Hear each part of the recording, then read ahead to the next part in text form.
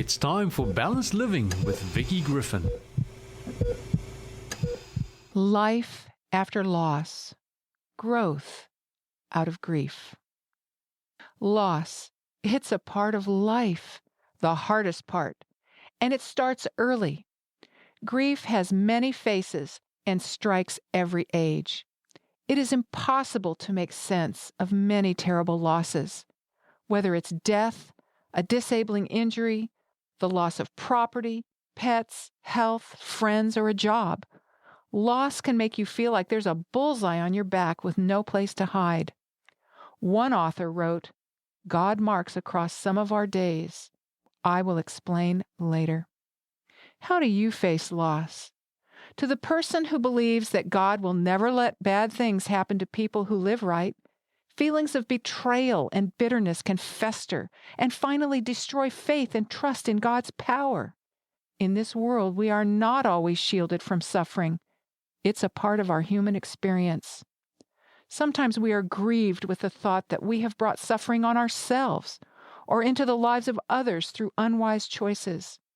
But God promises His cleansing forgiveness, the comfort of His presence, and continual strength and guidance. He restores my soul. Even though I walk through the valley of the shadow of death, I will fear no evil, for you are with me. Your rod and your staff comfort me. God will not abandon you in your hour of need. Emerging from the valley. Healing from grief is not quick and easy, but it is possible. Trust that you can and will heal. Believe that the day will come when you will be able to remember your loss without overwhelming pain.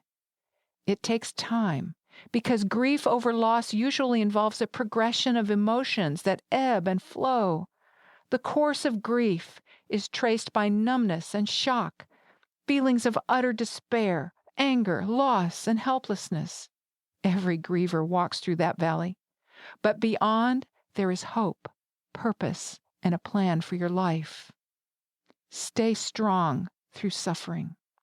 Physical as well as spiritual nurture is vital during times of stress. Accept help from others or ask for it when you need it, whether it's help cleaning, shopping, caring for the needs of the family, or your own need for company. Take time to get into the fresh air and exercise each day. Stock up on fresh fruits and vegetables, healthful whole grains, and nuts. Avoid caffeine, alcohol, soda pop, and tobacco. Instead, stay hydrated and calm with water and soothing herb teas. Practice CPR. Grief counselor Larry Yeagley, in his book, Grief Recovery, outlines a plan for readjustment after loss. He calls it CPR. It's C, communication. The environment of our society can make it difficult to talk about sad feelings. Someone in grief may need to talk, but feel as if they're imposing on others by discussing their loss. It's important to actively seek out people who care enough to listen, and that may mean connecting with people in helping professions, such as a pastor, counselor, physician, or support group. P is for participation. Participating in the regular activities of life is an important step toward healing.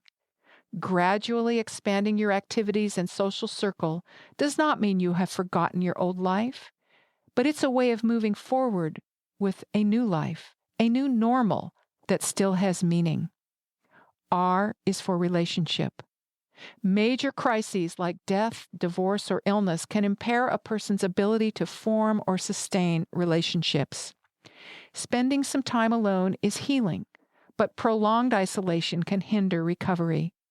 Actively reaching out to others to give and receive support is an important factor in recovery.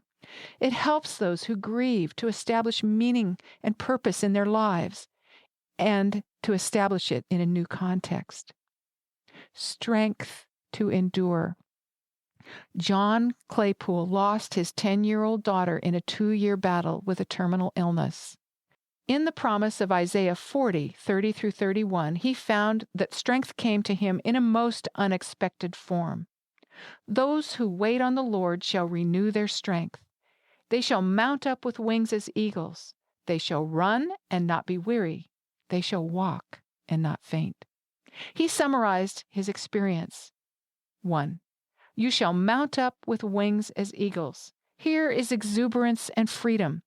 This type of strength does not fit the long nights of anxious care when tending to a sick child. 2. You shall run and not be weary. Here is strength for action to solve problems and perform tasks.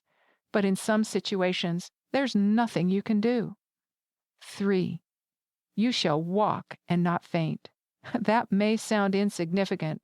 Who wants to be slowed to a walk, creeping along inch by inch, just barely able to endure?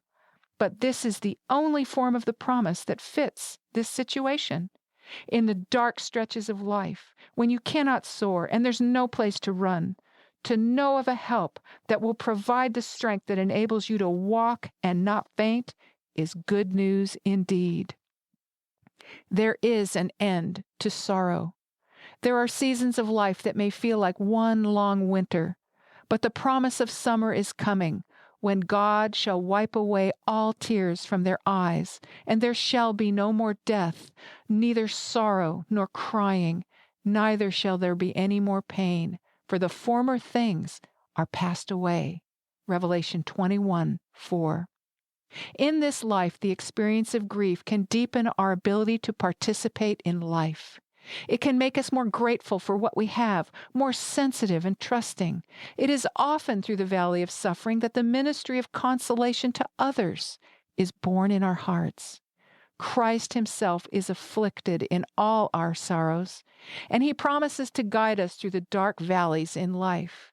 His love opens a channel into the wounded heart that becomes a healing medicine to those who sorrow, a medicine that those who have grieved can share with others. You've been listening to Balanced Living, presented by Vicki Griffin.